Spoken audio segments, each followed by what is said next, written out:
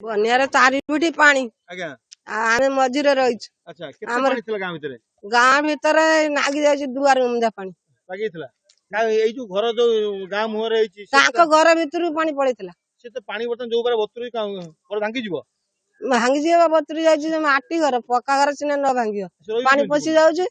ଆଉ ପାଣି ବୁହୁଛନ୍ତି ସେଇରା ରହୁଛନ୍ତି ଉପରକୁ ଉଠୁଛନ୍ତି ଏମିତି ହଉଛି ନାଇଁ।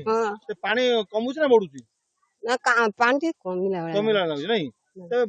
ଆକାଶ ତ ମେଘାଛନ୍ନ ପୁଣି ବର୍ଷା ହବ କଣ କରିବେ? ପୁଣି ହବ ପାଣି ହବ ପୁଣି ପାଣି ତ ବାରମ୍ବାର ହଉଛି। ଆମେ ତ ଏଠି 3 ମାସ ହେଲା ପାଣିରେ ରହିଛୁ। 3 ମାସ ପାଣି ଯୋଉ ବରସା ସେ ବରସା ପାଣିର ଆମେ 3 ମାସ ହେଲା ରହିଛୁ। ବହୁତ କଦର୍ଯ୍ୟରେ ଅଛୁ। ଘର ଦ୍ୱାର ଭାଙ୍ଗିছে ଖାଇବାର ଆଉ କଣ କରିବୁ? ଯେତେ କଷ୍ଟ ହଉଛି କଣ କରିବୁ?